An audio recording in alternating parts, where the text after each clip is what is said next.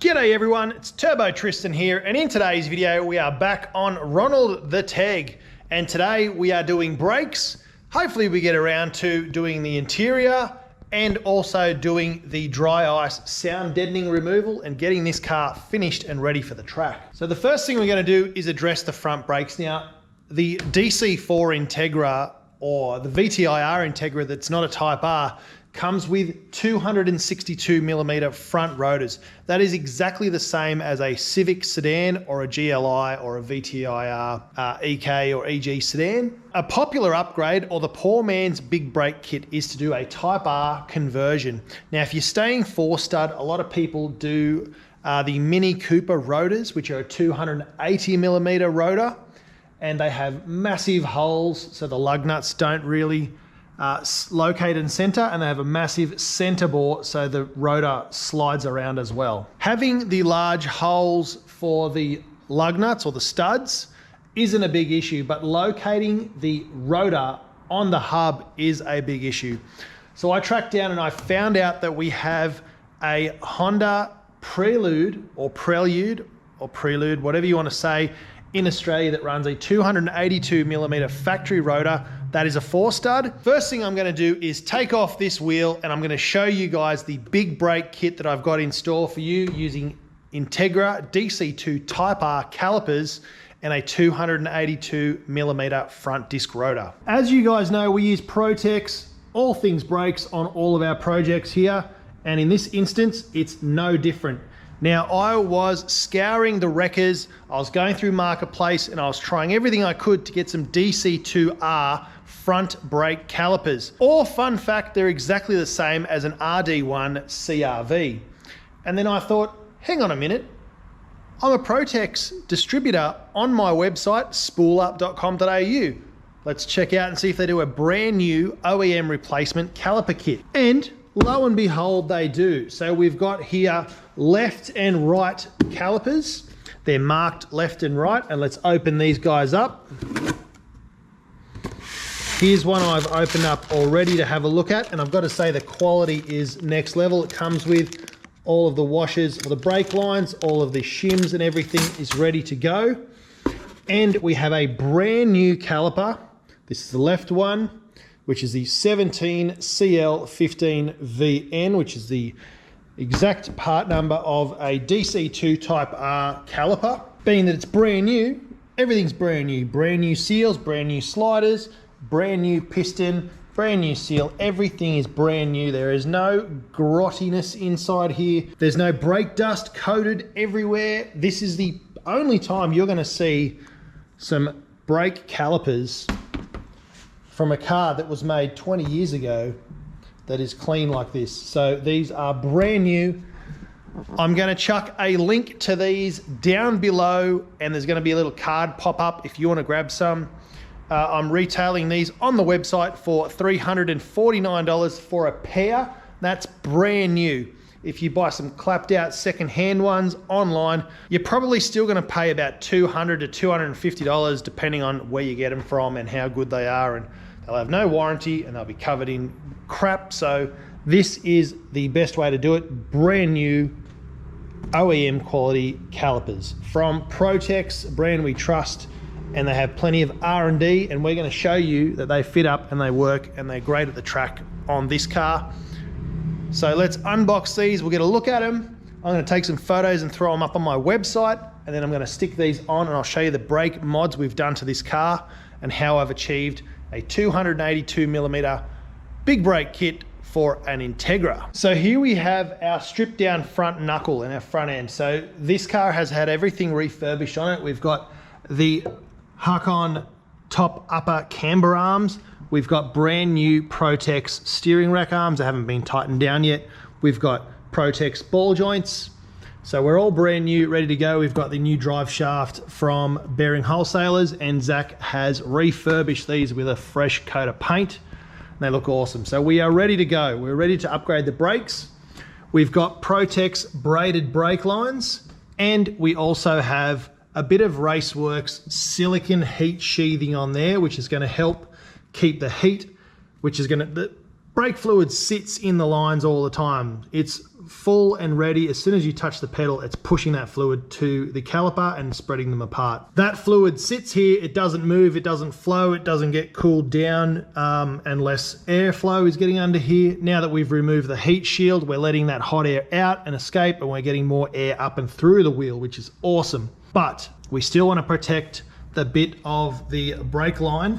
Even though it is braided and sealed, protect that from heat as much as possible. So I've added on this heat sheathing. Now this zip tie is probably going to melt off. That's okay, it's just to hold that in place while we situate everything on the car. For the rotors, I've gone ahead and gotten a DR200, which is disc rotor 200. This one comes off a Prelude, and the Prelude that it comes off is a 4x114.3. As you know, the Integra and the Civic is a 4x100. So I used another set of hubs, and I used that to make my marks and drill out this one. As you can see, I've made the holes a lot bigger, so it just slides over really simply, and everything is centered. The reason why we're using these and not the Mini Cooper rotors is the center bore. Now, on the Mini Cooper rotors, that doesn't lock in there like that and center everything.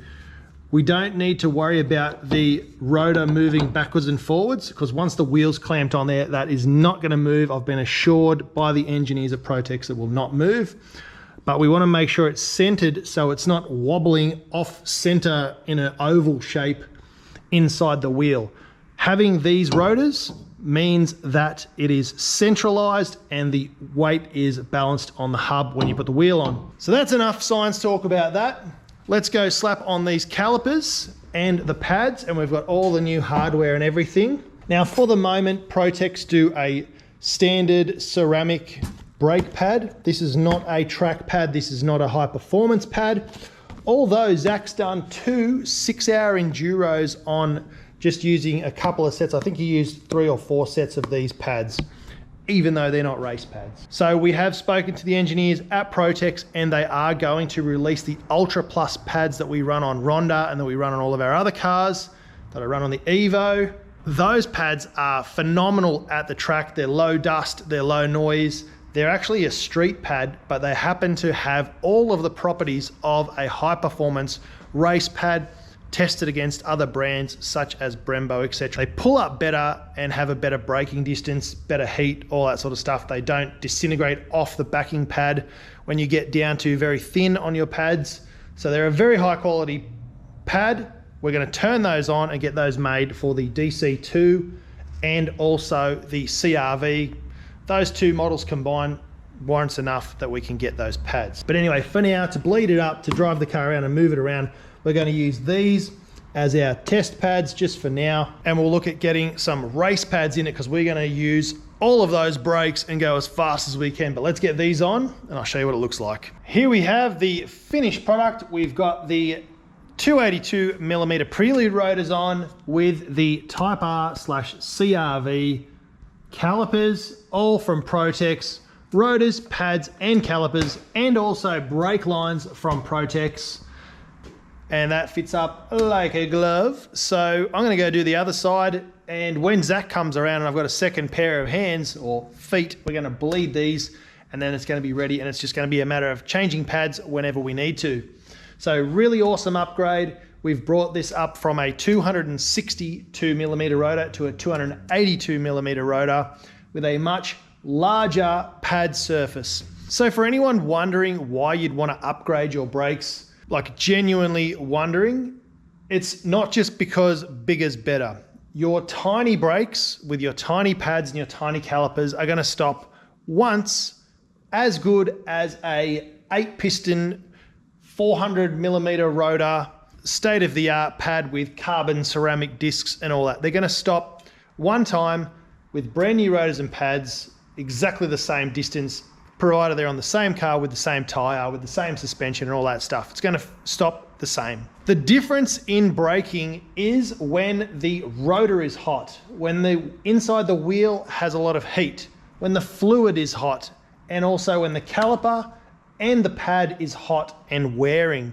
and you've done 2, 3, 4, 5, and so on stops in a row from high speed to washing off a lot of speed. What brakes actually do is generate speed or force into heat. And it sounds weird, but all they're doing is making heat. Their job is to make heat, and then also to get rid of the heat as fast as possible. So a couple of ways to make sure you manage the heat better is to have a larger rotor. It's not going to get as hot as quick, and it's going to be able to dissipate the heat faster. When you go to performance applications with carbon and so on and so forth, that actually is lighter. It is also a different material that cools better than steel, and you get an even better cooling effect from that and a heat transfer effect. The next thing that's going to help you stop quicker is pad surface area. So the more of the brake pad that's touching the rotor, the better it will clamp onto the rotor to a degree. But the main factor is more pad equals less heat less quickly. So that's why we've done this upgrade. Long story short, we've got bigger rotor, better cooling, bigger pad, better grip and better cooling. And we have more options for performance orientated brake pads. And as I mentioned, we're getting new ones from PROTEX coming soon. When they do, they'll be on the spoolup.com.au website. So now it's onto the other side, get that fitted up, get the wheels on so the car is a roller. Something that I'm very excited to try, which Zach is going first and trying, is dry icing all of the sound deadening out of the car, which surprisingly weighs a heap. When we pulled it out of Ronda, we did it by hand with a chisel and scraped it out, and we pulled out about 14 kilos of sound deadening out of the Accord. There's actually a lot in both my Civic and Zach's Integra, so we're hoping to get out about the same amount of weight. I'm just saying, bro, I'll try and pick up a piece just like I just did. So you remember how it was like, did we ever film when we were doing this in Ronda? A little bit. A little bit? Just using my hand. Wow. That is, remember how long we scraped Ronda? It was like a whole day of scraping. Exactly right. Now, I just had this in for what, 10 minutes maybe? Yeah. If that? And then... That's up. Damn. That's a mental, isn't it? So I'm guessing I could probably go in and like scrape it all, but... Yeah. Oh, probably look at looks that. a bit better. So satisfying. A lot of people see other people using dry ice on the internet. From all the videos I've watched of people doing it, because it is quite satisfying to watch, so I have watched a few, none of them tell you where to get it from. So you can actually get this from your local BOC gas supplier, so the people that do the gas cylinders for welders and stuff. They keep this stuff in stock all the time. You can literally, anyone can rock in there, take an esky or a box or something, and just ask them for however much you need for the size car you have. They'll have a fair idea because they do this all the time. So one person, no one on the internet told me how much I needed to buy it. I found one guy on a forum that said get between 5 to 10 kilo. Because we're doing 2 cars, I chose to do 10 or 8, something along those lines. And it seems to be like the perfect amount. So if you're doing even 1 car, I'd probably go like between 5 to 8 kilo. Easy. So, yeah, and pellets, not the blocks. So yep. Yeah, you can do this then. Awesome, good tip, pro tip from Zach. So we're gonna get his car done, and then hopefully we've got enough left to do my car. And we'll show you the results afterwards, and we'll get some footage in between. It's pretty exciting. Seeing it is one thing, but doing it yourself is heaps of fun. And straight away you'll see, I've pulled out all the carpet and I've removed all of the sound deadening. Now I did that by using dry ice. So now that you've seen that and you've seen all of the questions answered about where to buy dry ice and all that sort of stuff, and it's about 15 bucks a kilo roughly. That's gonna be it for this video, but don't forget to spool up, bring the boost, and we'll see you in the next one. We'll get stuck into more stuff with the EK, and don't forget, K is the way. Stickers on spoolup.com.au, plus many, many more K-Swap parts, T7 parts, all on my website, spoolup.com.au. Check it out. Cheers.